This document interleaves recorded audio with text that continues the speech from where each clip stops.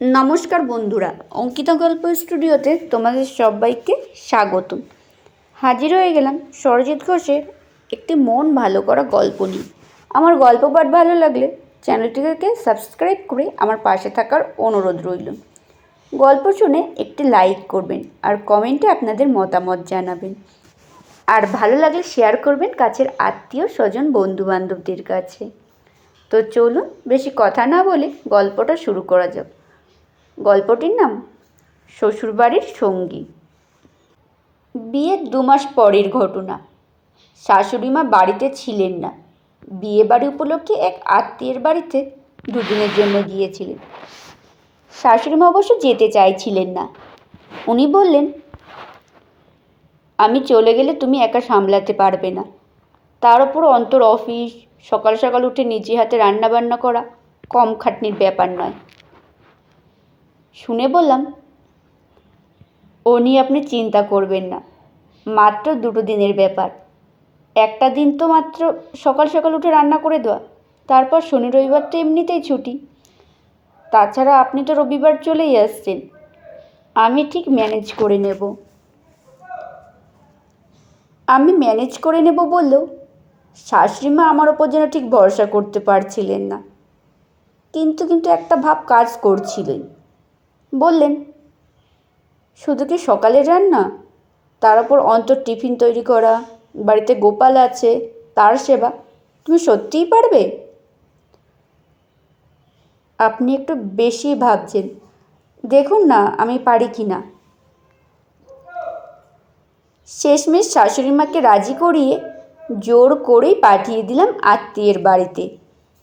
সত্যি কথা বলতে আমি মন থেকে ভীষণভাবে চাইছিলাম শাশুড়িমা অন্তত 2-1 দিনের জন্য কোথা থেকে ঘুরে আসুক। বিয়ের পর থেকে 2 মাস কেটে গেছে, সবসময় যেন শাশুড়ির আধিপত্য চলতে হচ্ছিল। তার মানে এই নয় উনি আমার সাথে খারাপ ব্যবহার করছে, আমাকে শাসনে রেখেছেন। নিয়ম করে সকালে ব্রেকফাস্ট করতে দেওয়া, দুপুরে খাওয়ার টাইমে গুছিয়ে খেতে দেওয়া, বলতে গেলে সব কিছু যেন সময়ের মতো, একটা ডেইলি রুটিন। শাশুড়িমা যেহেতু একটু রাজবাড়ি টাইপের মানুষ, উনি চাইলেও আমি কিছুতেই ওনার সাথে ফ্রি হতে পারছিলাম না। সে যাই হোক, শাশুড়িমা চলে যেতেই আমি পেয়ে গেলাম এক আকাশ স্বাধীনতা। তখন পুরো রাজ্য জুড়ে আমার একার রাজত্ব। 2 দিন একদম নিজের মতো করে থাকা, নিজের মতো করে রান্না করা, নিজের মতো করে খাওয়া দাওয়া, ভাবলেই মনটা খুশিতে ভরে উঠছিল। এক অবাধ স্বাধীনতা যেন। আচ্ছা, চাইলেই কি সব নিজের মতো করে সব হয়? দেখবে, তুমি এক পরিকল্পনা করবে, তোমার পরিকল্পনার ওপরে আর একজন অলক্ষ্যে বসে ততক্ষণে আর একটা পরিকল্পনা করে ফেলেছেন।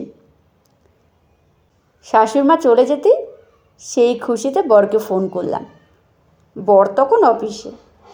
বরকে বললাম, আজ রাতে লুচি আর চিকেন কষা বানাবো, তুমি ফেরার পথে চিকেনটা শুধু নিয়ে এসো। ও শুনে বলল, কী দরকার, আজ রাতে বরং জোম্যাটো থেকে অর্ডার করে দিই, কেন কষ্ট করে বানাবে? একটু সেন্টু মার্কা কথা দিয়ে বরকে ঘায়েল করলাম। আমার হয়তো রান্নার উপর ভরসা করতে পারছো না বোধ হয়।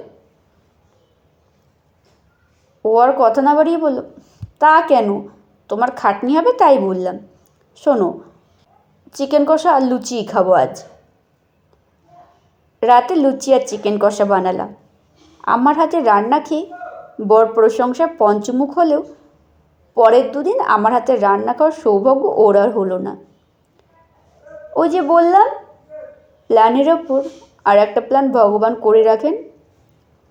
2 দিন পর শাশুড়িমা বিয়েবাড়ি থেকে ফিরলেন। বিয়েবাড়ি থেকে ফিরে শাশুড়িমা দেখছেন আমার হাজব্যান্ড রান্নাঘরে রান্না করছে।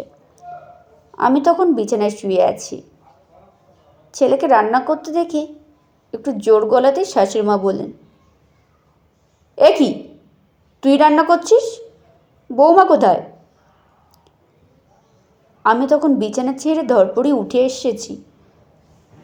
বর তখন রান্না করতে করতেই বলল, আসলে মা, ওর শরীরটা খুব খারাপ, গায়ের সামান্য জ্বর, ও রান্না করতে চেয়েছিল, আমিই বলেছি শুয়ে থাকতে। বরের কথা শুনে শাশুড়িমা হাঁ করে তাকিয়ে আছেন বরের দিকে। সেই মুহূর্তে আমার কী বলা উচিত সেটাই ভাবছি। রীতিমতো ভয় পেয়ে গিয়ে নরম সুরে বলি, না না, জ্বর টর কিছু নেই, এই তো একটু আগে ওষুধ খেয়ে নিয়েছি, এখন ঠিক আছে, সরো সরো, আমি করছি।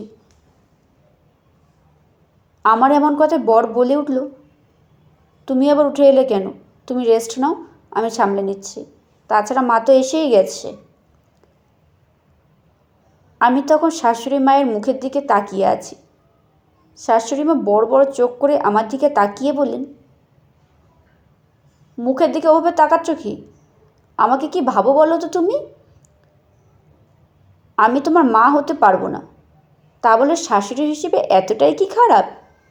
শোনো বৌমা, অন্ত আজ যা বলেছে ঠিকই বলেছে। তোমার এই জ্বর অবস্থায় উঠে আসাটাই তো ভুল। ওর যেদিন শরীর খারাপ থাকে ও কি অফিসে যায়? ও তো ছুটি নিয়ে বাড়িতে রেস্ট করে। সব দিন শরীর তো সমান যায় না, শরীর খারাপ হতেই পারে। আমার ভালো লাগছে এটা দেখে যে ও আজ নিজে রান্না করতে এসেছে। এটাই তো হওয়া উচিত। বিয়ে হয়েছে মানে একে অপরের দায়িত্ব নেওয়া। সঙ্গী এমনটাই হওয়া উচিত, যে সুখেও সঙ্গী, যে অসুখেও সঙ্গী। যাও, তুমি রেস্ট করো, আজ অন্তই রান্না করবে। তাছাড়া মাঝে মধ্যে বাড়ির মেয়েদেরও ছুটি দিতে হয় বই কি। চলো চলো, ঘরে চলো। এদিকে দাঁড়িয়ে থেকে শরীরকে কষ্ট দেওয়ার কোনো মানেই হয় না। ভাবতে পারিনি শাশুড়িমা এইভাবে বলবেন। বাইরের কঠিন মোড়কের আড়ালে এমন একটা স্নেহময় রূপ দেখে আমি সত্যিই সেদিন মুগ্ধ হয়ে গিয়েছিলাম। আমি আমার ঘরে বসে, সঙ্গে শাশুড়ি মাও আছেন। আমি বিছানায় শুয়ে পড়তেই শাশুড়ি মা আমার মাথার কাছে বসলেন। খুব নরম সুরে বললেন, সম্পর্ক ঠিক থাকতে সহযোগিতার বোঝাপড়াটার উপর। একটা বন্ধুত্বপূর্ণ সম্পর্ক থাকলে যে কোনো মানুষকে যে কেউ কাছের করে তুলতে পারে। আজ বাড়ি ফিরে এটা দেখে ভালো লেগেছে যে ছেলেকে আমি সঠিক শিক্ষা দিতে মানুষ করতে পেরেছি। অসুখের সময় যে তোমাকে সঙ্গ দেবে সেই আসলে প্রকৃত জীবনসঙ্গী। তারপর থেকে সব ভয় ভীতি কাটিয়ে একটা অচেনা বাড়ি যে কখন নিজের বাড়ি হয়ে গেছে বুঝতেই পারিনি। সত্যিই তো, একজন ভালো জীবনসঙ্গীর সাথে শাশুড়িকে বন্ধু হিসেবে যে মেয়ে সঙ্গী পায় তার কাছে শ্বশুরবাড়িটাই স্বর্গ হয়ে যায়।